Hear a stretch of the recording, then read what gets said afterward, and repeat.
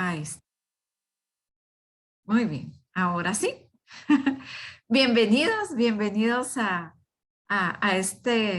esta charla de este seminario de la vida y la familia. Entonces, hoy tenemos con nosotros el tema de desórdenes de la conducta sexual, masturbación y pornografía, a cargo de Fernando Cabrera. Pues él está casado, es papá de 2 hijos, ingeniero industrial y máster en administración de negocios, director estratégico de Jubil, que hemos mencionado varias veces, es miembro del comité organizador del Congreso Internacional Provida del 2016 en Guatemala. Ha participado como representante de la sociedad civil en asambleas generales de la OEA en República Dominicana en 2016, en México en 2017, en Washington en 2018 y en Colombia en 2019 y en Washington en 2021. Es expositor a nivel nacional e internacional de temas como noviazgo, matrimonio, sexualidad, pornografía y cultura de la vida. Es cofundador del programa Proyecto 180 para dejar la pornografía.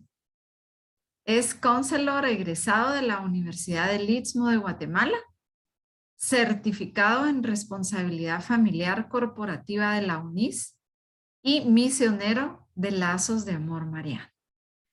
Entonces, para mí es un gran honor poder presentar a Fernando en esta noche y pues lo dejo. Fernando, usted nos dice si preguntas a medio camino, al final o como prefiere, ¿sí? Gracias, Margarita. Pues buenas noches para todos. El gusto es mío de poder estar compartiendo esta noche con ustedes en este seminario de la vida y la familia que organiza la Pastoral Arquidiocesana de la Vida. Me encuentro muy contento. Ahora a mí siempre me gusta compartir todos estos temas, ¿verdad? Porque son temas que en el tema que vamos a compartir el día de hoy, pues hay una experiencia personal, ¿verdad? Y todo un camino que ha surgido ha hecho surgir, mejor dicho, algunos medios de ayuda para personas que están atravesando por esto y que es importante que nos formemos y sepamos bien toda la integralidad del tema. Y bueno, pues creo que por ahí hay algunas personas que conozco. Mucho gusto. Muchas gracias, Margarita, por la bienvenida. Yo preferiría, si ustedes están de acuerdo, que les dejemos las preguntas para un espacio al final, porque de pronto a lo largo de la charla pueda ser respondida alguna de las que de pronto pudieran hacer. Muy bien. ¿Ok? Excelente. Gracias, Fernando. Bueno, muy bien. Entonces el día de hoy vamos a ver un poco acerca del impacto de la pornografía y su binomio, como lo diría el doctor Enrique Rojas, la masturbación en la persona. Muchas veces, sobre todo en ámbitos de iglesia, nosotros hay cierto clic, ¿verdad? Uno decir, bueno, la pornografía algo de malo tiene, ¿verdad? Es pecado, me aleja de mi relación con Dios, pero como todo acto que deteriora y detrimenta la naturaleza del ser humano, no solo es malo porque sea pecado, sino más bien es pecado porque hace daño integralmente a la persona. Entonces hoy vamos a hablar un poco acerca del impacto de la pornografía en la persona, tanto a nivel personal como a nivel de relaciones y también a nivel social. Bien, siempre me gusta iniciar esta presentación preguntando cuál es el mayor anhelo del ser humano. Si alguien quiere abrir el micrófono y compartirme cualquier cosa que se les venga a la mente en este momento. ¿Cuál creen que es el mayor anhelo del ser humano?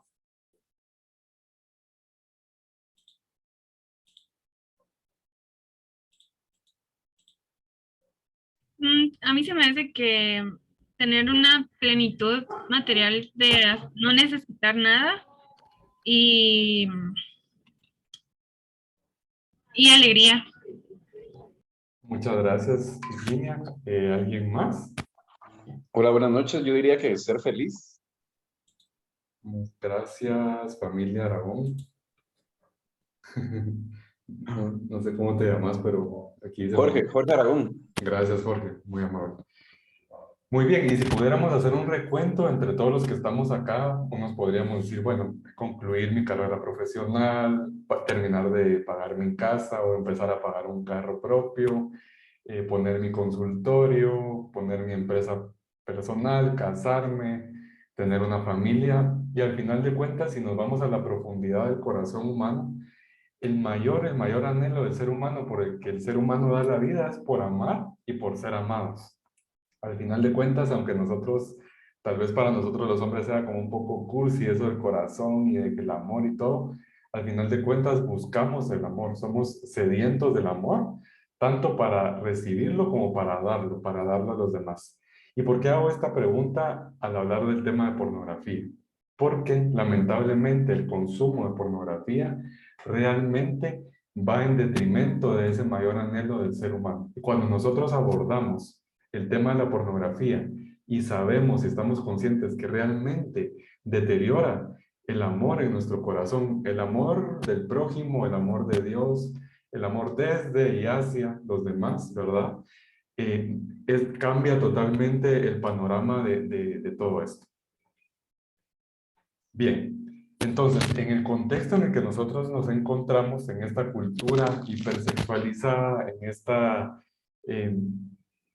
sociedad que para poder vender un lapicero, para poder vender sushi, ¿verdad? Hoy utilizan totalmente otras ideologías, está realmente hipersexualizado. En esa cultura es en la que realmente se ha hecho posible que todo esto que ha venido de muchos años atrás, si tuviéramos tiempo para hacer un seminario exclusivo de pornografía, lo haríamos, pero hay desde la revolución sexual, desde la píldora anticonceptiva, desde la revolución ¿cómo se llama? De la globalización, mejor dicho, eh, se ha ido preparando para que hoy en día el terreno esté fértil y que permita realmente que la pornografía esté a la orden del día en un clic en el celular y demás.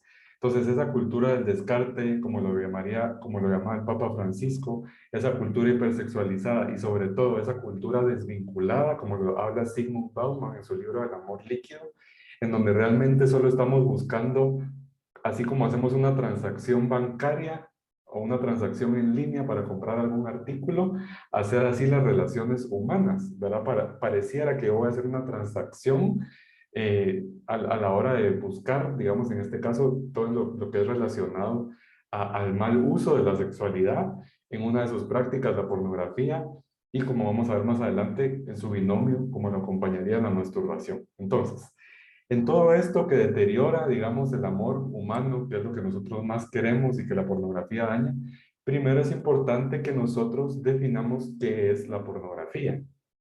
Hay algunas situaciones en donde se tiende a confundir con arte. ¿Será que son solo imágenes, solo videos? ¿O cuál es el contenido que nosotros pudiéramos catalogar como pornografía? Bien, la pornografía es todo aquel tipo de contenido en imágenes, en audio, en literatura y en videos que de manera explícita muestre lo que es el acto sexual y todo lo que esto conlleva. O imágenes de personas, obviamente, sin ropa, ¿verdad? Hago la aclaración y me gusta ser muy específico porque tanto la música como la literatura, como el contenido visual, ya sea en videos o en fotografías, hace parte de esta pornografía. En el caso, por ejemplo, hablando de literatura, Las 50 sombras de Grey, por ejemplo, ¿verdad? Es una obra literaria que es muy conocida, sobre todo en el ámbito femenino, que es realmente pornografía, ¿verdad? Y es realmente pornografía porque empieza a distorsionar la visión de la sexualidad. Hoy en día también podemos escuchar música que es realmente pornografía auditiva, es a veces muchísimo más explícita que imágenes o videos que nosotros podemos ver en la televisión o en alguna red social. También podemos considerar la música como un contenido pornográfico, sobre todo por sus componentes que, dado lo que ha investigado la neurociencia, cómo empieza a impactar las ondas cerebrales junto con el contenido textual que tiene la letra de la música. Entonces, así vamos a definir la pornografía. Todo este tipo de contenido que realmente a través de estos medios que les he comunicado, muestra el sexo, ¿verdad? También hoy en día vemos plataformas como el OnlyFans, como plataformas de webcams pagadas, donde realmente también eso es pues pornografía en vivo, ¿verdad? No es una pornografía pregrabada, pero es una pornografía en vivo. Entonces, entendiendo qué es la pornografía, vamos a ver qué pasa en el cerebro cuando nosotros consumimos este tipo de contenido. Como les decía al inicio de la presentación, es muy común que dentro del ámbito de la iglesia uno sepa, bueno, es pecado, me voy a ir a confesar porque realmente esto me aleja de mi relación con Dios. Pero ¿qué pasa en el cerebro cuando nosotros consumimos pornografía? Antes de empezar a hablar de eso, es importante saber que nuestro órgano más sexualizado del cuerpo es el cerebro. Nosotros pudiéramos creer, por el contrario, que el órgano más sexualizado es el pene en el caso de los hombres o la vagina en el caso de las mujeres.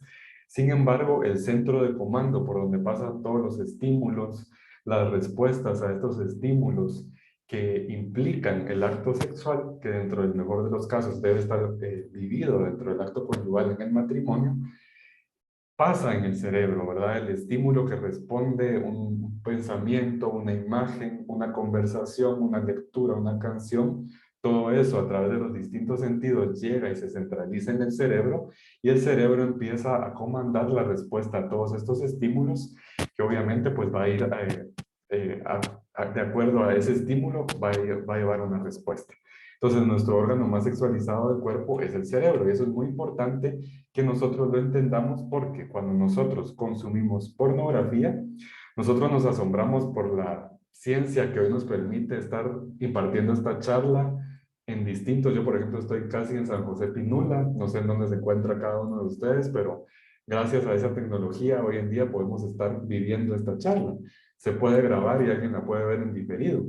Pero nuestro cerebro es esa máquina tan especializada que cuando nosotros consumimos pornografía, se toma una fotografía 4D de todo lo que ocurre en ese momento. Recordamos olores, sensaciones, los eventos o sucesos que me llevaron al consumo de la pornografía y se genera un apego y un vínculo a esta distorsión de la sexualidad que es la pornografía. Dado esto que ha investigado la neurociencia, hay un biólogo de 1970, Nicholas Tinbergen, hizo un estudio acerca del estímulo supernormal, que es lo que pasa con nuestro cerebro al consumir pornografía. Este estudio lo realizó con mariposas, pero empezó a hacer las similitudes con nosotros, la raza humana. ¿Qué pasaba con las mariposas? Él creaba, se llama el estímulo supernormal, que es lo que pasa con la pornografía. Él con una mariposa, como la que ustedes ven en pantalla, creaba una versión exagerada de una mariposa, en este caso hembra, ¿verdad? Entonces exponía al macho a mariposas hembra que estaban en periodo de apareamiento y mariposas falsas, ¿verdad? Que tenían dimensiones exageradas, colores más intensos, formas más exóticas de la que tuviera una mariposa normal, y la mariposa macho trataba de aparearse con la mariposa hembra falsa. Y ese estímulo supernormal es lo que se hace con la pornografía. Se crea una versión exagerada de lo que realmente es la sexualidad, en lo que es el sexo, ¿verdad? Tanto como en su parte masculina como en su parte femenina. Y realmente hay estudios que nos dicen que en Japón, por ejemplo, los jóvenes ya no quieren tener relaciones sexuales, sino prefieren tener relaciones cibernéticas a través de videos y con otro tipo de estímulos. Entonces, esto que estudió este biólogo en 1970 es lo que ocurre dentro, como parte de lo que pasa en el cerebro en la pornografía. Hay algunas otras características que es importante mencionar acerca de la capacidad del cerebro y por qué es el centro de comando y por qué es tan importante analizar la afectación del cerebro cuanto al consumo de pornografía. Una de las características del cerebro es que es moldeable y tiene la neuroplasticidad.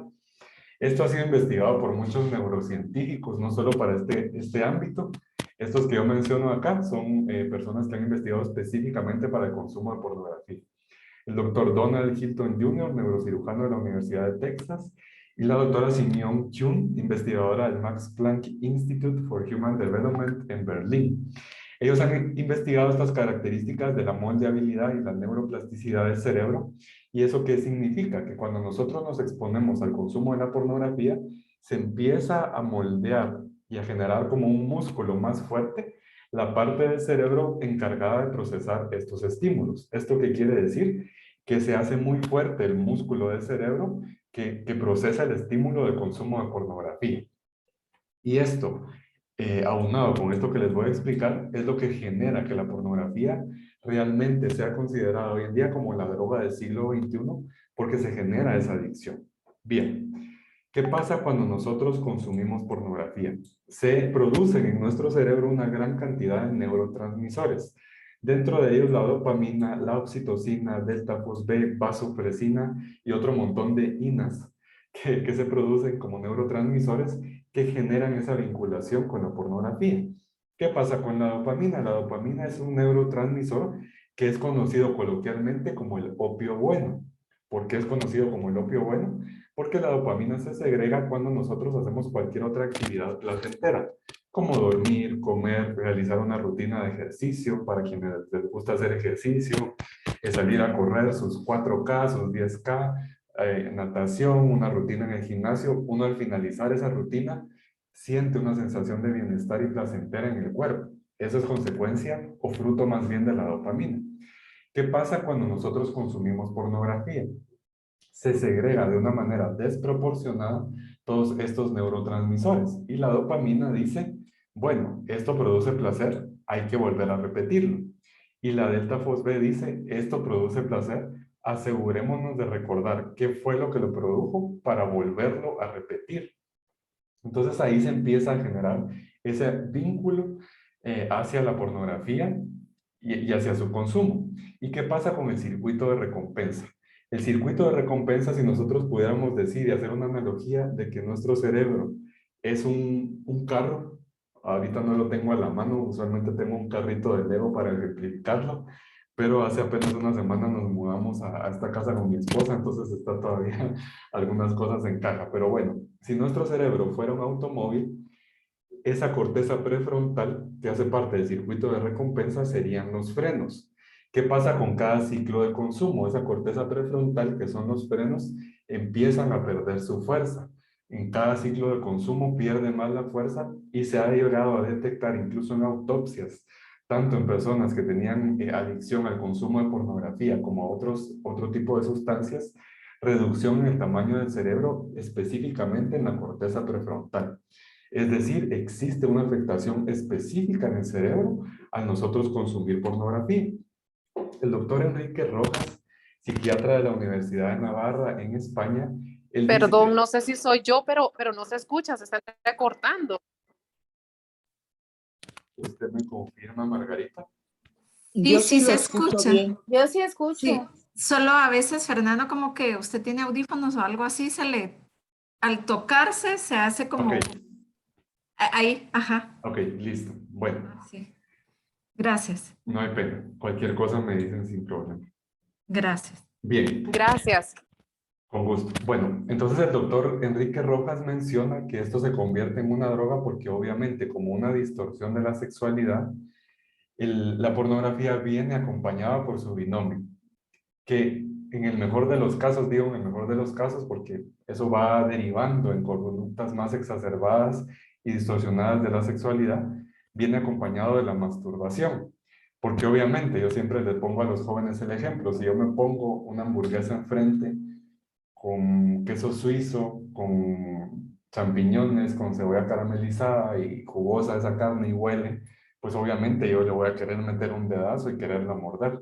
Lo mismo pasa con el consumo de la pornografía. Nosotros estar expuestos a este tipo de contenido, esto empieza a derivar en una serie de conductas distorsionadas de la sexualidad, dentro de ellas la masturbación, y conforme se va incrementando el consumo, esto viene a derivar en otro tipo de situaciones, pero el doctor Enrique Rojas lo señala como su binomio, es decir, siempre va acompañada, o en la mayoría de los casos más bien, de la masturbación.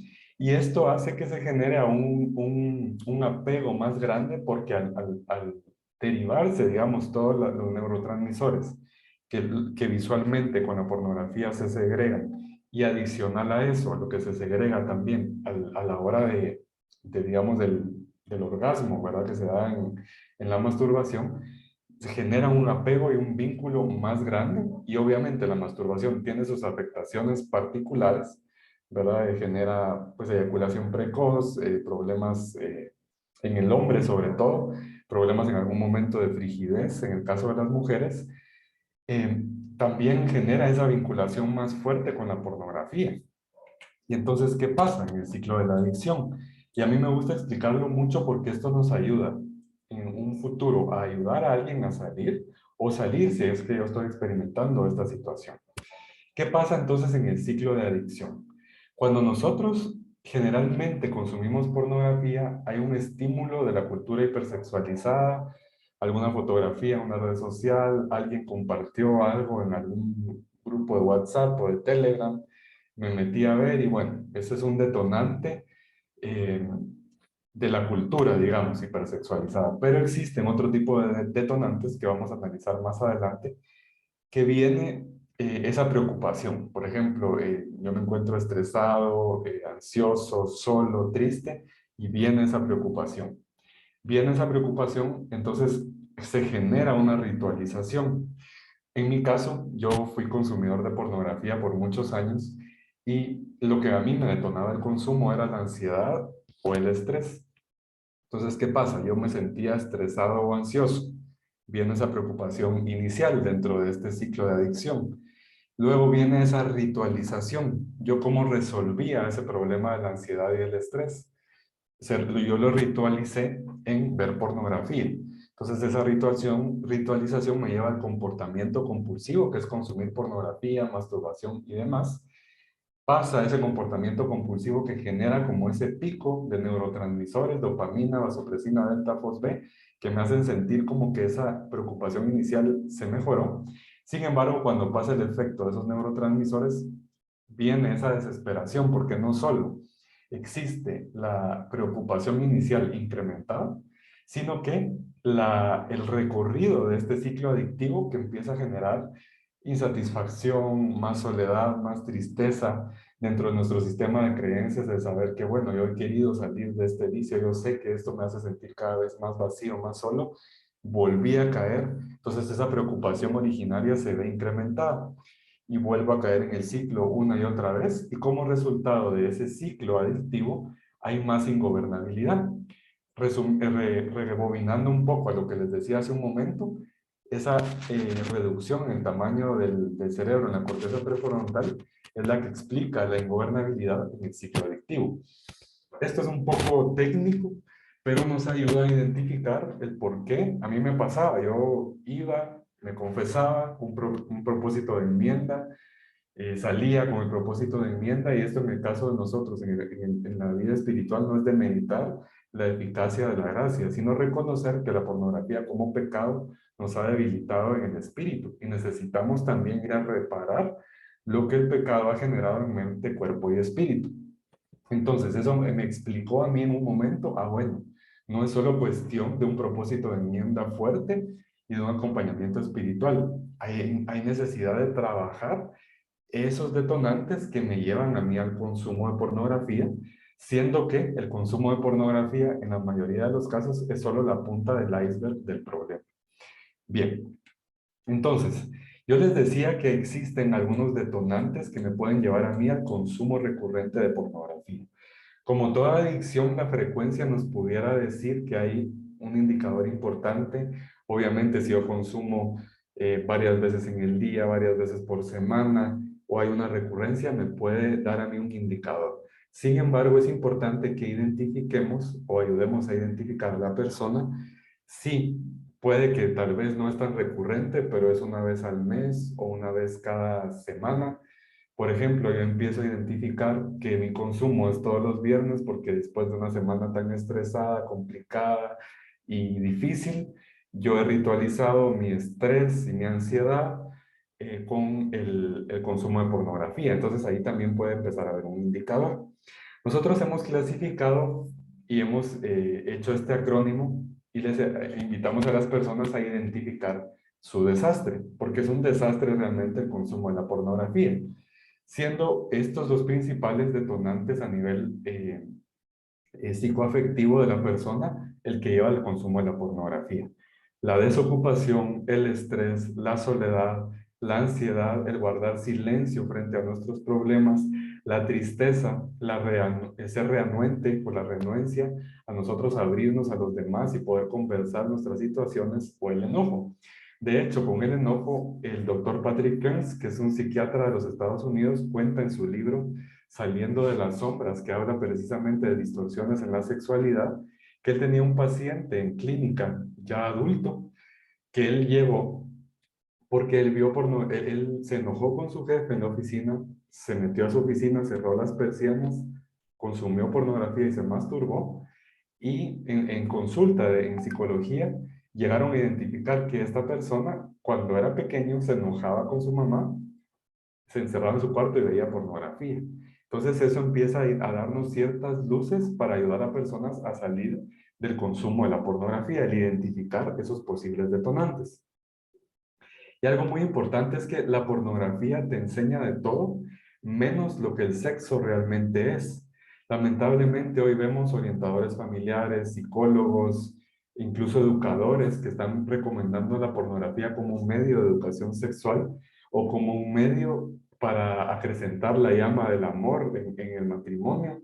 Pero la pornografía realmente es todo menos lo que la sexualidad realmente es y lo que está llamada a ser en su masculinidad, en su feminidad y en su complementariedad dentro del acto conyugal. Entonces esto es muy importante saberlo porque lamentablemente así está siendo. Ahora de hecho en programas de Discovery Channel, en series en Netflix, hay programas pornográficos realmente que son utilizados como medios de educación sexual y eso es totalmente adverso para la persona. Distorsiona nuestra visión de la sexualidad, como les decía, tanto en lo que es el acto sexual como tal, como en lo que es la masculinidad y la feminidad. Porque en los videos pornográficos se empiezan a generar nuevos estándares de belleza física. Ahí se ve el hombre musculoso, que no tiene ni una arruga, ¿verdad? Y que llena esas camisas de fuerza, ¿verdad? De todos los músculos que tiene. Entonces uno empieza a generar ese nuevo estándar. Ah, bueno, para yo poder ser apto para vivir una sexualidad plena, yo debo de tener ciertas dimensiones, debo tener cierto tipo de rendimiento, porque ahí uno ve videos de horas y horas y horas, cuando la realidad es que el acto conyugal dura, pues no es tan larga su duración. Empiezan a generarse esos tipos de estándares. ¿Qué pasa en el caso de las mujeres? Ahí se ve la mujer 90, 60, 90, ¿verdad? Y a veces la realidad es que es 90, 60, no entro, ¿verdad? O 90, 60, un poco más flaquito. Y empieza a generarse ese nuevo estándar. Ah, yo para ser, no sé, para llamar la atención de un hombre debo tener estas dimensiones, debo no tener arrugas en la cara, tener el pelo pintado de cierta manera, y empieza a generarse ese nuevo estándar de belleza física que empieza a generar problemas de autoestima y demás. Se empieza a querer una réplica de todo lo que se ve en cuanto a duración, en cuanto a las formas, en cuanto a los medios, en cuanto a las vivencias que se ven en estos videos pornográficos, y se empieza a deteriorar el concepto de sexualidad, reduciéndolo a una variedad en cuanto a personas, lugares, formas, tamaños, hombres, mujeres, todos contra todos, cuando en realidad la esencia del acto conyugal es totalmente contraria. Solo dame un segundito.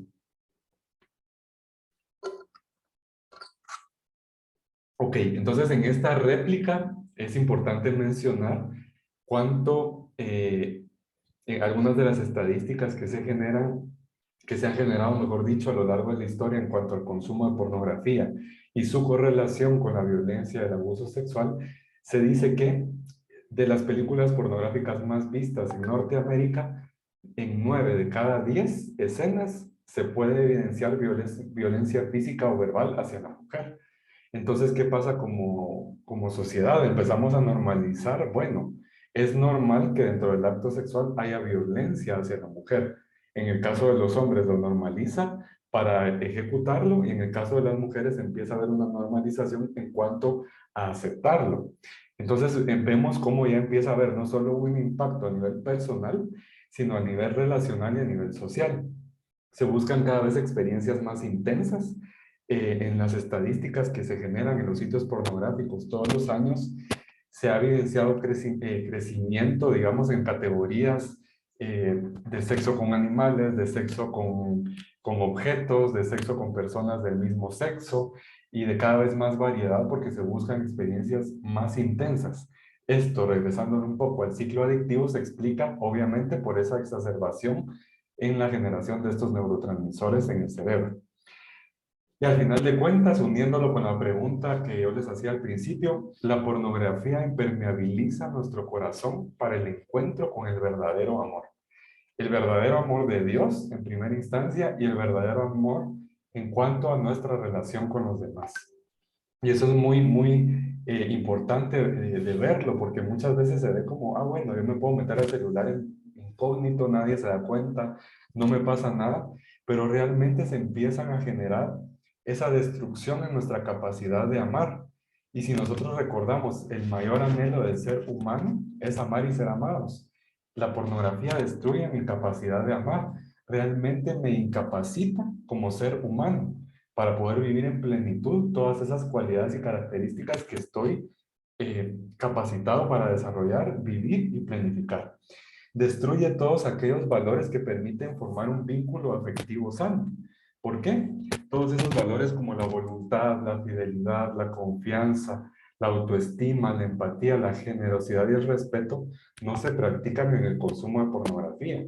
Porque cuando consumimos pornografía, a mí no me interesa si la persona que yo estoy viendo en el video o en la pantalla ha sido víctima de ese 22% de trata y abuso de personas. No me interesa si esa persona realmente, cómo se llama, cuál es su nombre, cuál es su historia. Yo simplemente quiero consumirla y utilizarla para satisfacer mis deseos. Entonces, obviamente, ahí el respeto, la empatía, la generosidad hacia los demás se ve totalmente afectado. Según algunos estudios dentro de la psicología, se ha logrado identificar que existen 5 niveles de empatía. Niveles de empatía sanos. ¿Cuál es la empatía? La capacidad de ponerme en los zapatos del otro, ¿verdad? Y pensar en las necesidades de los demás. Un nivel de empatía sano es entre 4 y 5. Lamentablemente, con el consumo de la pornografía se ha llegado a evidenciar que puede llegar hasta niveles de cero empatía hacia los demás. Y díganme si no, esto es una afectación grave a la hora de querer formar una familia, de querer tener un matrimonio, de querer tener una relación sentimental, de querer incluso formar parte de un equipo de trabajo. Entonces es una afectación bastante grande. A niveles de voluntad, pues obviamente se ve impactado porque mi voluntad se va a niveles muy bajos en temas de fidelidad, confianza y comunicación. Y yo cuando consumía pornografía no era algo de lo cual yo me enorgulleciera. Yo pues a veces decía mentiras, ¿verdad? No mostraba pues esta parte de mí, ¿verdad? Entonces obviamente la confianza, la fidelidad se van deteriorando con el consumo de la pornografía. Y al final de cuentas, en lugar de ver a un sujeto con su dignidad inherente desde el momento de la concepción, vemos a un objeto. En lugar de buscar el amor, buscamos únicamente el placer. En lugar de buscar esa intimidad conyugal, solo buscamos tener sexo ocasional y con quien sea, como sea, cuando sea. En lugar de buscar ese compromiso y esa permanencia, buscamos relaciones sin compromisos, sin capacidad de permanencia y por lo tanto con un riesgo de ser utilizado muy alto. Es muy importante también analizar la pornografía a la luz de el impacto a nivel de la sociedad. Hay un documental que yo siempre recomiendo de la organización Fight the New Drug, que es Mente, Corazón y Mundo, que habla acerca del impacto específico a nivel social y su vinculación de la industria pornográfica con la industria de la trata de personas. Digo industria pornográfica porque realmente es una industria. Ustedes me dirán, bueno, pero ¿por qué esa industria? Si se pueden encontrar tantísimos videos pornográficos libres, pues, sin necesidad de pagar en los medios de comunicación y redes sociales. Está tan estudiado el consumo de la pornografía que la industria ha evidenciado tanto que esos videos gratuitos es como la muestra de supermercado que nosotros tenemos cuando, bueno, antes de la pandemia íbamos al supermercado y nos daban, yo era feliz yendo al supermercado porque cada esquina le daban a uno que jamoncitos, que quesitos, que galletitas y salía uno casi que almorzado del supermercado, pero uno a veces terminaba comprando el jamón de tal marca o de tal otra. Lo mismo pasa con la pornografía. Está tan estudiado que ese consumo gratuito me va a llevar a mí en un determinado momento a pagar contenido pornográfico. Entonces, esta industria está tan relacionada con la industria de la violencia sexual que se estima que cerca del 22% de las personas que trabajan en esta industria son víctimas de violencia violencia y abuso sexual y trata de personas. ¿Eso qué quiere decir? Que son personas, pudiera ser mi hermana, mi esposa, mi hija, mi cuñada, mi prima, mi primo, mi hermano, mi hijo, el que haya sido secuestrado, ¿verdad? Para estos fines y esté en contra de su voluntad produciendo este tipo de contenido, traduciéndolo a otras palabras. 2 de cada 10 personas que nosotros vemos en estos videos son víctimas de esta industria. Entonces, realmente esto es algo muy alarmante. Cuando nosotros empezamos a ver toda esta afectación, no solo nos motiva a luchar en contra de la pornografía, sino nos motiva a salir de ella. Porque uno dice, bueno, cuando yo estoy consumiendo este contenido, como dice esta primera línea del slide, me convierto yo en un consumidor que estoy generando una demanda. Si esta industria ve que se está consumiendo contenido y cada vez se requiere más contenido, es decir, hay una demanda que yo debo de satisfacer con una oferta. Entonces, cada uno de los espectadores nos convertimos en victimarios de esas personas que están siendo víctimas de esto. Y realmente eso es muy desgarrador, una realidad muy dura que lamentablemente vivimos a nivel mundial y se estima que cerca del 80% de los jóvenes consumen pornografía todos los días. Esto es cerca de 900 millones de personas en el mundo. Eso es mucha gente que está siendo víctima de esto. Y si nosotros estamos sembrando pornografía, imaginémonos qué podemos cosechar. Entonces, en este documental dicen, bueno, cada clic es otro nivel de violación, porque con cada clic, como les decía, estoy generando yo una demanda que hay que satisfacer. En este documental se habla mucho acerca de cómo las personas que están produciendo este contenido, realmente hay incluso algunas personas que en su primera violación ya están siendo filmadas y ese contenido inmediatamente está siendo subido a todas estas páginas y sitios web pornográficos que existen innumerables, ¿verdad? Y hay muchos con pornografía infantil también. Y entonces la pornografía se convierte en un tutorial para que los traficantes capaciten a las prostitutas para atender a la altura al cliente. ¿Qué pasa con esto? El cliente le dice al traficante, de hecho hay muchos documentales respecto a esto, muchas ciudades con turismo sexual, una realidad muy dura también. Le dice, bueno, el cliente quiere ser atendido como este video. Entonces a la prostituta le mandan este video, el cliente, ¿qué horas son ahorita? Las 8:45. El cliente de las 8 quiere esto que se ve en el video. Véalo y lo atiende de esta manera. Entonces imagínense cómo estamos instrumentalizando de tal manera y denigrando la dignidad humana en tal medida. Yo aprovecho mucho cuando hablamos del tema de la pornografía y del abuso y violencia sexual vinculándolo con el aborto, porque cuando las personas que promueven el aborto dicen, bueno, es que yo estoy en contra de la violencia y del abuso sexual, bueno, deberíamos de estar en contra entonces también de la pornografía, porque las personas que están coproduciendo este contenido son víctimas de trata de personas. Y hay maneras de legislarlo a nivel país. Obviamente, si hubiera una legislación que prohibiera este tipo de contenidos, las compañías que distribuyen la señal estarían obligadas a no transmitir y no permitir el acceso a estos sitios web en ninguna de sus plataformas. Entonces, hay maneras obviamente de hacerlo, ¿verdad? Y si nos preocupa, por ejemplo, el tema de la violencia sexual, debe de preocuparnos también el tema de la pornografía. Bien. Entonces, como les decía al principio, todo esto afecta en nuestro corazón, ¿verdad? Y todo pareciera sencillo, pero todo empieza en nuestra mente, se centra en el corazón y termina en el mundo. Y este daño de la pornografía puede que empiece con un pensamiento, ¿verdad? Luego esto me lleva a ritualizarlo, me lleva a consumir algún determinado tipo de contenido. Se centra en mi corazón porque mi corazón es el que me lleva a tomar las acciones y termina en mi mundo y en el mundo que me rodea, todo este tipo de impactos. Y bueno, siempre ante esto, ante la pornografía, ahí surge la duda de qué se puede hacer al respecto, tanto a nivel personal como a nivel de salir de la pornografía, ¿verdad? De cómo ayudar a las personas a salir de la pornografía. Y ante esto, pues hay muchas preguntas que resolver. Vamos a resolverlas ahorita brevemente. Voy a hacer una primera parada. No sé si hasta el momento, al respecto de esto, hay alguna pregunta que alguien quiera hacer.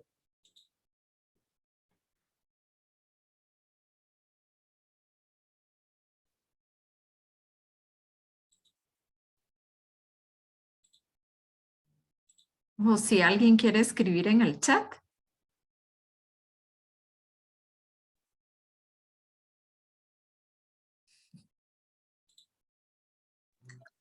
Pues yo no tengo preguntas, solo que está muy interesante la información. Muchas gracias, Andrea. Gracias. Adelante, Virginia, creo que levantó la mano. Sí.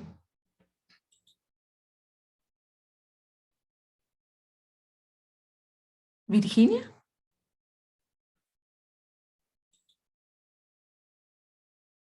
Ah, espérame, dice. Si quieren para mientras que Virginia logra, Ana, o ya, Virginia, ya. Dale. Gracias, perdonen, es que no tenía conectada mi cámara ni mi micrófono. Y tengo dos preguntas.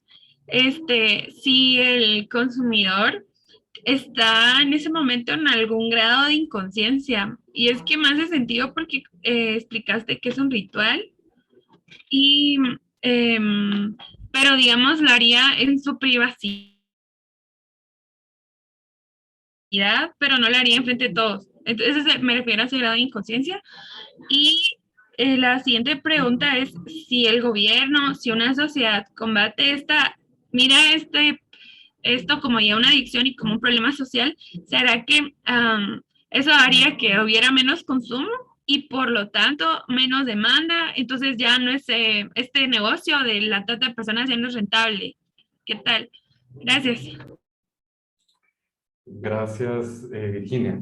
Es importante la pregunta que haces. Siempre hay un grado de conciencia en la persona, ¿verdad? Al menos que pudiera tenerse detectado psiquiátricamente algún otro tipo de trastorno, pudiéramos decir que no hay grado de conciencia a la hora del consumo. No sé si te referías a la hora de que yo, por ejemplo, como consumidor, consumo y soy inconsciente. Puede que sea inconsciente en la mayoría de los casos del daño que se está generando en el cerebro, pero sí hay conciencia de la decisión de consumir pornografía. De hecho, digamos, las charlas que nosotros en Jubin impartimos acerca de esto es inicialmente mucho para abrir conciencia del daño a nivel cerebral, psicológico, afectivo y espiritual del consumo de la pornografía, pero una persona siempre es consciente de que, bueno, voy a consumir, voy a ver pornografía, y aunque no conozca como tal, a mí me pasó, ¿verdad? Y los testimonios que hemos escuchado de las personas que atendemos cara a cara, ¿verdad? Con este tema, siempre hay dentro del corazón humano que tiende al bien, aunque es concupiscente,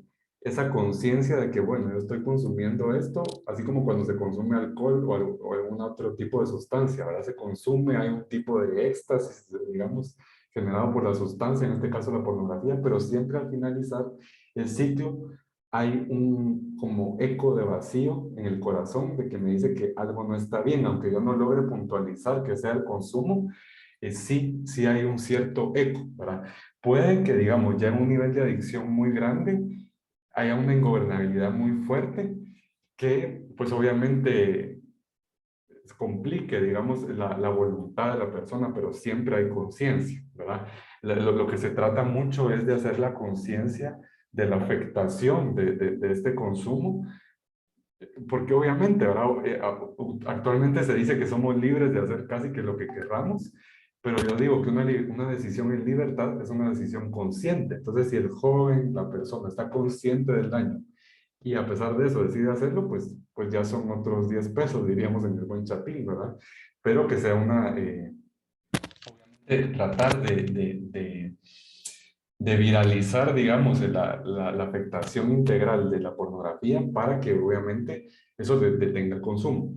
Respecto a tu consulta, sí reduciría en cuanto a que si se legislara en contra del contenido pornográfico, sí hubiera menos consumo, porque obviamente al no tener accesibilidad al contenido, pues obviamente se consume menos. Siempre seguramente habría una forma de verlo por debajo de agua, pero sí se reduciría bastante el consumo.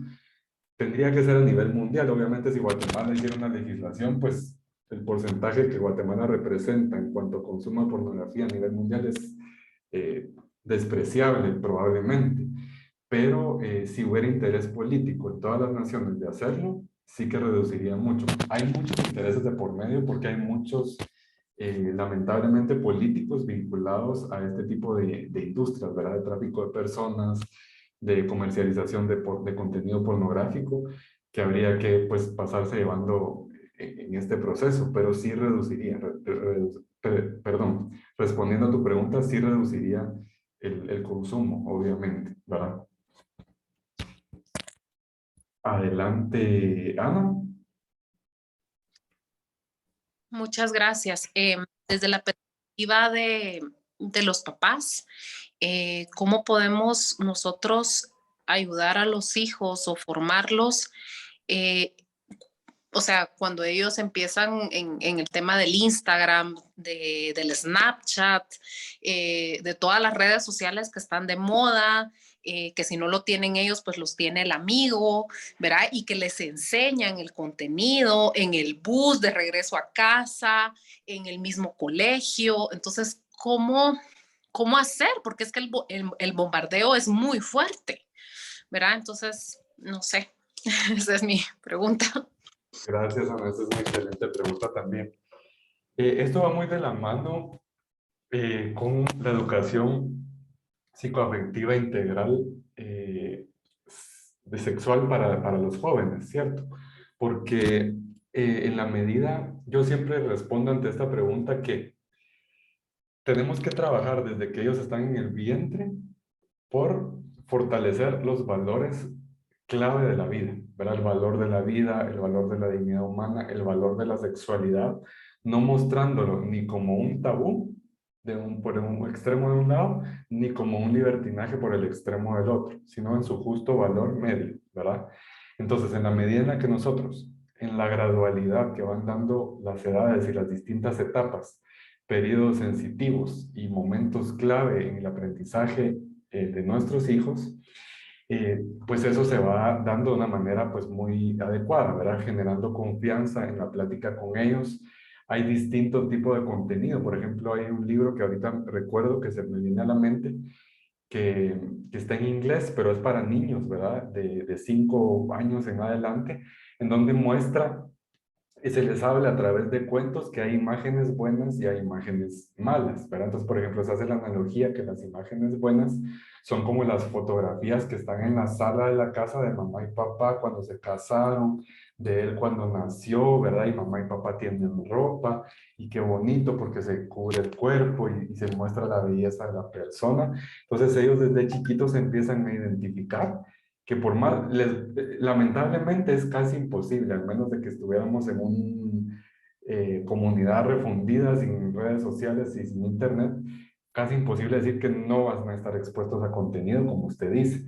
Entonces, pero en la medida en que nosotros les enseñemos ese tipo de cuál es el contenido bueno, cuál es el contenido malo, qué hacer, esa confianza de que lleguen con papá y mamá a contar, ¿verdad? Que se va estableciendo a lo largo de los distintos periodos, ¿verdad? No cuando llegan los 12 años y les vamos a decir, bueno, es hora de esta plática, te voy a invitar a comer una hamburguesa y bueno, pues es un momento importante para decirte que la cigüeña no existe, ¿verdad? Que no te llegaron a dejar en la puerta, sino que, ¿verdad? No, obviamente no le vamos a decir a un niño de 2 años, mira, mamá y papá tuvieron relaciones sexuales en su acto conyugal y por eso estás tú acá.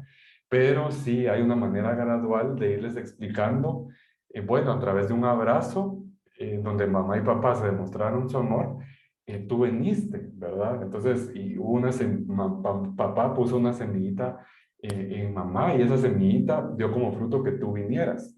Entonces, eso es algo en donde nosotros estamos hablando con gradualidad, con veracidad, y obviamente cuando más adelante pregunten, pues sí, esa semillita resulta que era de tal manera. Ya se puede ir siendo más específico con ese tipo de temas a lo largo del tiempo. Entonces es muy importante educar en preventivo. Claro que podemos establecer planes correctivos cuando ya tenemos el problema encima, pero siempre la educación preventiva es muy importante y vital en niños, en jóvenes y adolescentes, ¿verdad? Entonces, mucha confianza, mucha comunicación. Hay medios que nos pueden ayudar a como paliativos, digamos, de restricción en cuanto a contenido en los distintos dispositivos dentro de la red de casa que se pueden instalar, ¿verdad? Y que pueden dar una cierta ayuda en cuanto a la restricción del contenido. Sin embargo, no es lo más, es un apoyo secundario, ¿verdad? El primer apoyo principal es haber forjado en ellos de tal manera el valor que aunque lo vean, aunque de pronto caigan en el ver ese contenido, ellos sepan, ¿verdad? Y de alguna manera, en algún momento busquen la salida ante esa problemática y decir, no, o sea, esto es siempre como el valor de la vida. O sea, si nosotros forjamos en ellos el valor de la vida, aunque en algún momento nosotros les hayamos enseñado a nuestros hijos que la castidad y que la tenían, pues reservar el acto conyugal para el matrimonio, pero si en algún momento hubo algo que salió distinto, nunca van a optar por un aborto, aunque se les haya dado un embarazo inesperado, porque para ellos el valor de la vida va a estar por encima de los errores que puedan estar abajo, o las situaciones inesperadas que puedan estar de por medio. Entonces,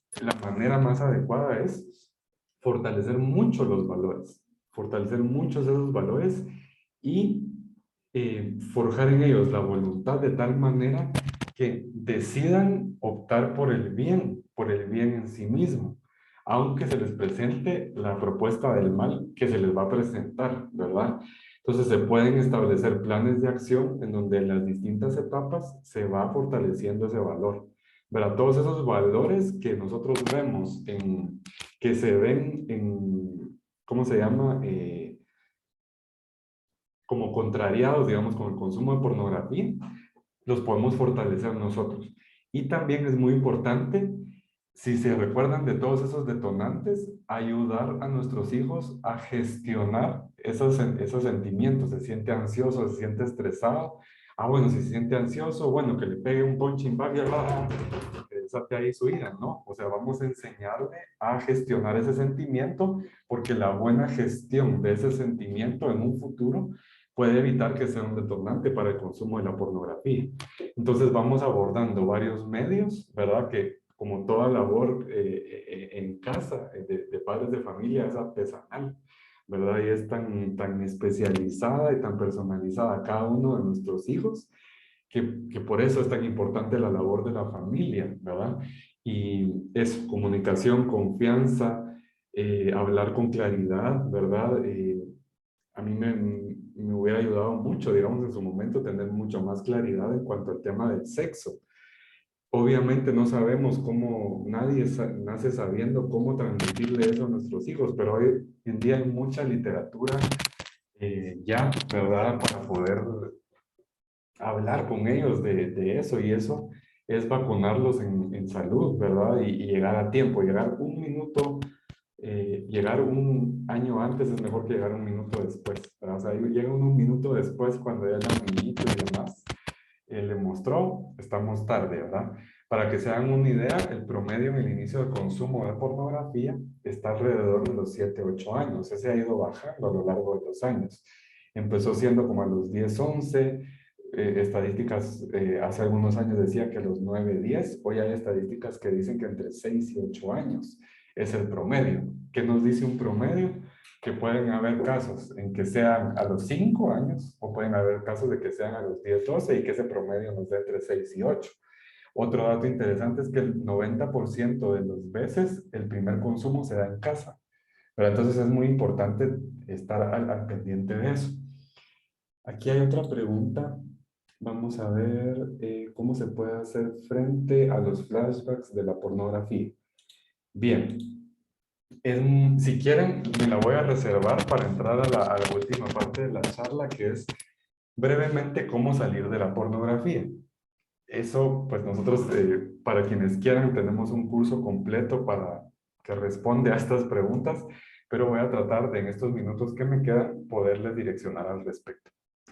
Fernando, solo alguien más pregunta, ¿por qué la música sexualizada vende más? Ya, ¿por qué la música sexualizada vende más?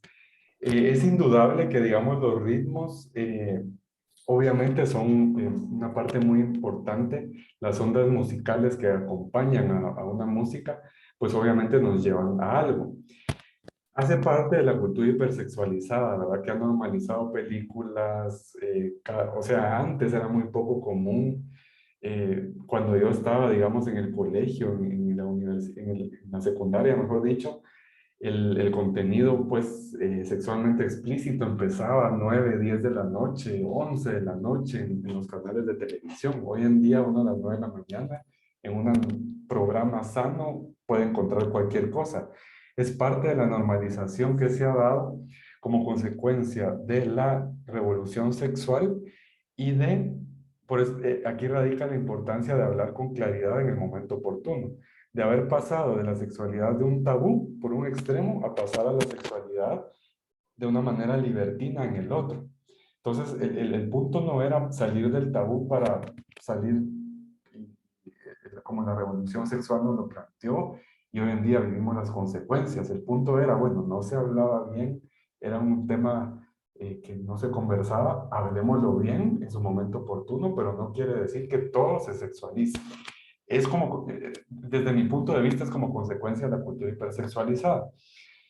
Hablando un poco de la música, las ondas alfa, beta, teta y gamma que componen la música nos llevan e impulsan de manera distinta a nuestro cerebro. Nosotros lo podemos evidenciar. Cuando nosotros vamos a hacer ejercicio, una clase de spinning, se me viene, por ejemplo, a la mente ahora mismo, no vamos a poner a Beethoven, ¿verdad? Sino que es una música que lleva un ritmo que me impulsa a mí a sudar, ¿verdad? Y a subir la cima que uno sube aparentemente en la bicicleta. Eso me impulsa a mí. Cuando yo voy por ejemplo, en Mozart Babies, por ejemplo, ¿verdad? Se le pone música de Mozart a los bebés y eso los relaja, porque realmente esas ondas a nivel cerebral nos llevan a ciertos impulsos. Puede ser que dentro de la neurociencia se haya estudiado que la combinación de las ondas que está en la música sexualizada lleve a un impulso de consumir, ¿verdad? Ya sea en el caso, lamentablemente, de la pornografía, consumir a la persona o consumir el objeto que se está promocionando, ¿verdad? Porque sí, dentro del neuromarketing hay mucho, ¿verdad? La combinación de las ondas musicales que se ponen en los anuncios, la música que se pone en el food court, por ejemplo, en un centro comercial o en un restaurante, o me invita, dependiendo del tipo de restaurante, a comer y salir rápido porque me interesa una rotación alta, o a que yo me relaje y consuma mucho en ese restaurante, ¿verdad? Entonces puede estar relacionado a los estudios que haya hecho ya la neurociencia a ese respecto, ¿verdad? Bien. ¿Le parece, Margarita, si pasamos a la última parte y luego... Sí, gracias. Gracias, Fernando. Gracias. Listos. Bien, entonces, ¿cómo salir de la pornografía? Aquí no tengo presentación, pero les voy a ir dando los pasos que nosotros recomendamos. Primero, la primera parte es entender que es un problema que afecta integralmente a la persona. Nosotros a veces hemos conocido de programas que a veces intentan abordar la problemática de la pornografía solo desde la parte psicológica, solo desde la parte física o solo desde la parte espiritual.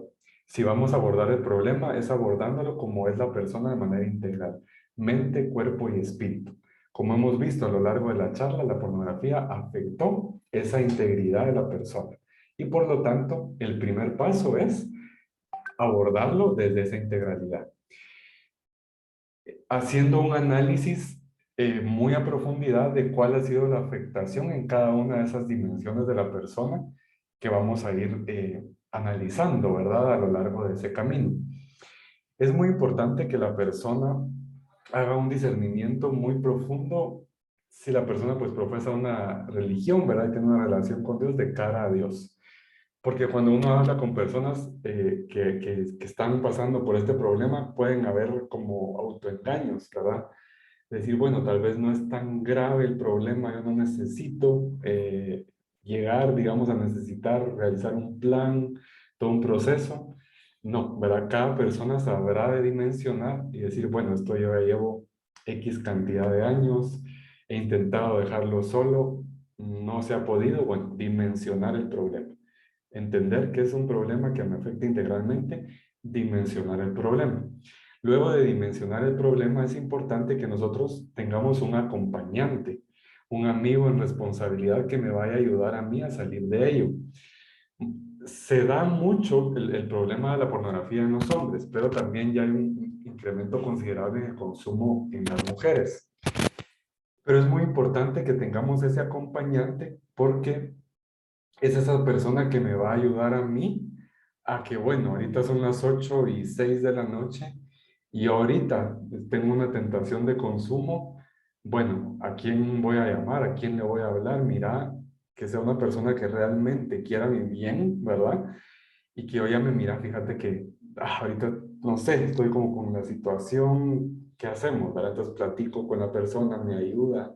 Si está cerca de mí, bueno, vení, juntémonos, tomémonos un café, salgamos a correr, recemos un rosario, hagamos algunas de las medidas que les voy a sugerir a continuación que me ayude. En la mayoría de los casos, con una conversación puede reducirse la tensión que me lleve a mí al consumo, ¿verdad? Porque muchas veces es problema de soledad, alguna situación, algún problema que se dio en casa, en la universidad, en el colegio, en la oficina, que me generó a mí ese detonante, ese desastre, me está generando ese desastre. Y bueno, se da ese acompañamiento con esta persona. Luego, es importante implementar algunas medidas, pero sobre todo, principalmente tener una visión propositiva a través de la cual yo voy a encaminar todos mis esfuerzos de dejar la pornografía. ¿Cuál es esa visión? Bueno, en mi caso fue, yo ni conocía todavía a la que hoy es mi esposa. Bueno, yo me quiero casar, ¿verdad? Es mi vocación el matrimonio, yo me quiero casar, yo quiero. Dios a mí me dio la gracia de llegar virgen al matrimonio, pero no llegué casto, digamos, ¿verdad? Yo consumía pornografía. Yo digo, yo quiero mi visión, mi anhelo, ese lugar en el que yo me ubicaba en su momento el altar, ¿verdad? Yo no solo quiero entregarme virgen, sino puro, blanco, casto. Quiero conquistarme a mí mismo y ser libre de cualquier vicio y cualquier atadura. Esa fue mi motivación a través de los cuales yo encaminé todos los esfuerzos. Entonces, encaminar y encauzar, que es a través de ese gran sí, que yo voy a generar todos esos no que probablemente tenga que hacer. Entonces, tenemos esa mirada. Luego, medidas restaurativas en cuanto a la psicología, en cuanto a la parte espiritual también. Es muy importante, si es necesario, hacerse acompañar de un psicólogo que me ayude a ir direccionando todas aquellas situaciones que se han afectado a nivel psicoafectivo. Todo este tema de la ritualización, manejo de ansiedad, manejo de la tristeza, de la depresión, de la soledad, de medios de comunicarme mejor para que pueda yo expresar mis sentimientos, todo ese tipo de cosas que un psicoterapeuta me puede ayudar, que empiezan a reducir. Aquí lo que estamos tratando a través de todo este camino es reducir al máximo esa tensión que me genera ese consumo. Entonces, ese acompañamiento, esas medidas restaurativas a nivel psicológico, a nivel espiritual, el pertenecer a una comunidad, llevar una vida de oración, de sacramentos, etcétera, ¿verdad? Restaurar también la parte física que nosotros veíamos en la afectación a nivel cerebral, y mucho de eso se logra a través del arte, de las ocupaciones y del deporte. ¿Por qué? Porque las conexiones neuronales que se generaron con el consumo de pornografía se pueden sustituir, digamos, a través del deporte. Con el deporte nosotros generamos esas conexiones neuronales muy fuertes y también con el aprender un arte nuevo.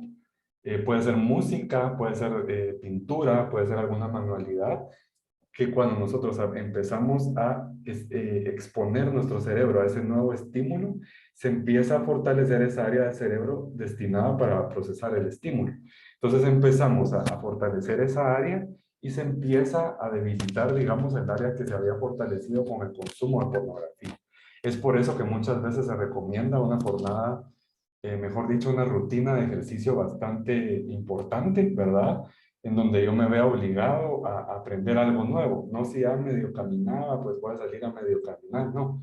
Voy a salir a nadar, ¿verdad? Cierto número de veces por semana, voy a salir a correr, me voy a meter a aprender taekwondo o alguna disciplina que me lleve a mí una rutina y que me implique una destreza nueva en cuanto al deporte. Lo mismo en cuanto a música, en cuanto a algo de arte, ¿verdad? Si me gusta pintar. Por ejemplo, a mí me gustan mucho los Lego, ¿verdad? Entonces, yo todavía tengo mis Lego de toda mi infancia ahí guardados y me ponía a armar Legos. Me gustan mucho también las cosas de casa, ¿verdad? El pintar el cuarto, arreglar alguna parte. Todo ese tipo de cosas que nos impliquen una destreza nueva nos ayudan a restablecer a nivel cerebral.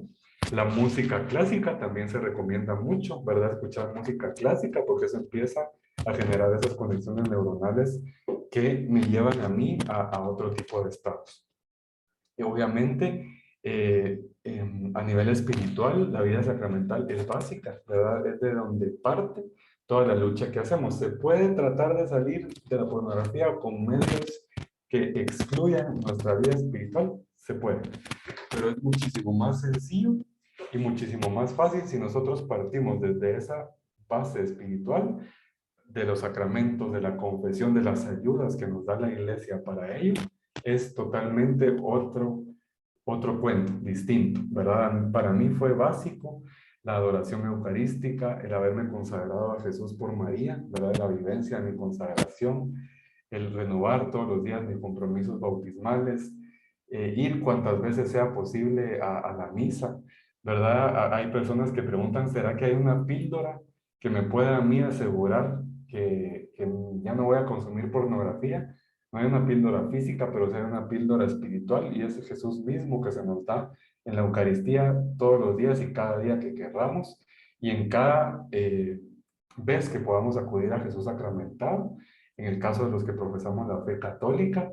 Y yo le decía al Señor, y con eso un poco de la ayuda de la pregunta que hacían de los flashbacks, yo le decía, Señor, tú eres capaz de hacer nuevas todas las cosas. Yo me ponía frente a Jesús sacramentado. Por cada segundo que yo esté frente a ti, sustituye en mi cerebro todas esas imágenes que yo vi. Y a nivel espiritual eso es muy fuerte, porque Dios es el que da la gracia, ¿verdad? Nosotros creemos que todo esto que se propone para salir de la pornografía es el 100%, no ese es el 0.01%. Ese 99.99% Dios lo da con la gracia.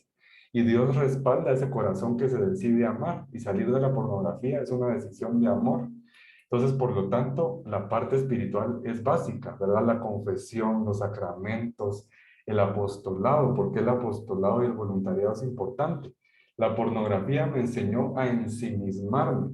El apostolado me ayuda a salir de mí mismo. Entonces, es el antídoto de la pornografía, ir a un voluntariado, ayudar al necesitado, escuchar a alguien que necesita que se le escuche, de pronto el abuelito que está en casa, no sé, algún niño, ese tipo de salir de mí mismo es un antídoto para la pornografía.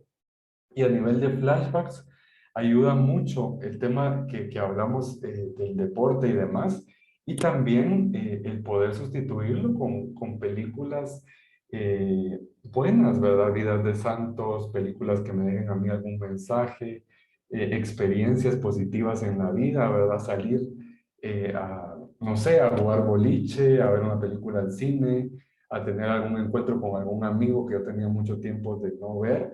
Todo ese tipo de experiencias me lleva a mí, como dice el Evangelio, a vencer el mal en abundancia de bien. sustituir todos esos momentos por cosas buenas, ¿verdad? Eso a nivel restaurativo. A nivel restrictivo, pues obviamente ayuda mucho el restringir los medios a través de los cuales yo podía consumir pornografía.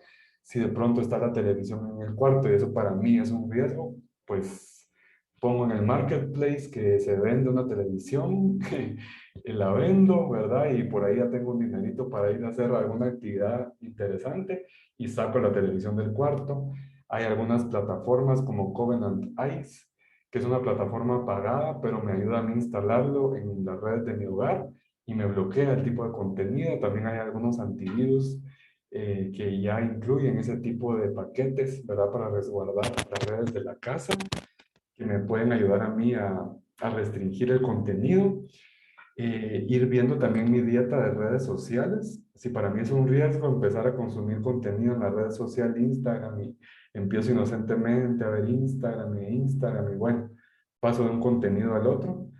Tanto Facebook como Instagram tienen, bueno, Twitter también la posibilidad de bloquear contenido adverso en la configuración de la red social. Y también, no estoy seguro si Twitter, pero sí Instagram y Facebook me lanza un recordatorio de cuándo he pasado un determinado tiempo en la red social. Entonces, ponerme una dieta de red social, media hora como máximo, me lanza la alerta y bueno, me salgo de la red. Eso es un poco en cuanto a restricciones. ¿Y qué más? Hacer un plan, ¿verdad? Sobre todo ir evaluando cada vez que yo he caído en consumir este tipo de contenido, cuál ha sido mi ritualización para yo ir evaluando qué me ha llevado a ese consumo, qué ha detonado ese desastre, no para decir, bueno, voy a caer ahorita pues en consumir pornografía para ver por qué caí, no, sino si yo haciendo todo mi mejor esfuerzo vuelvo a caer, pues ir a identificar cada vez, hilar más fino, ¿verdad? ¿Cuál fue el motivo por el cual yo llegué a dar ese clic de nuevo y consumir pornografía? Y ir haciendo ese plan de mejora y ir haciendo las evaluaciones adecuadas. Y sobre todo, como decía Santa Teresa de Ávila, tener una determinada determinación para saber que esto es algo de volver a empezar y volver a empezar, tener paciencia conmigo mismo, pero nunca cansarme de volver a empezar siempre, ¿verdad? Y de tener esa determinación de seguir adelante en este proceso. Bueno, entonces hasta aquí brevemente con cómo podemos salir de la pornografía. No sé si tendrán de pronto más preguntas que podamos compartir aquí con quienes estamos en la charla. Muchas gracias, Fernando. De verdad, siempre aprende uno un montón de usted. Y de verdad, gracias por su tiempo, gracias por todo lo que nos comparte y especialmente pues agradecer que es en base a su experiencia, ¿verdad? Entonces, yo pienso que eso lo ayuda a uno un montón y especialmente que no solo se quede en eso, sino que ha estudiado, ha revisado, ha leído, ha investigado tanto que no es algo que como que un tema que se saque de la manga, pues, sino que es algo con base científica, ¿verdad? Y datos contundentes, ¿verdad? Que nos ayudan a poder entender mejor todo esto, ¿verdad? Entonces, de verdad, muchísimas gracias. Yo creo que a todas las personas que estamos aquí nos ayuda de una u otra manera. Ya le mandaré, porque al final llenan un forms ahí con algunas ideas y, ¿verdad? Yo cuando veo se lo manden, por favor, entre paréntesis, es un recordatorio para que lo llenen. Y yo se lo mandaré para que usted vea ese feedback, ¿verdad? En la charla. Pero entonces, antes de terminar, y nos quedan todavía 11 minutos para poder compartir algo, decir algo, dudas, preguntas, comentarios. Entonces, si alguien quiere decir algo o escribirlo en el chat, lo puede hacer. Todavía tenemos aquí un ratito. Yo voy a apagar, voy a dejar de grabar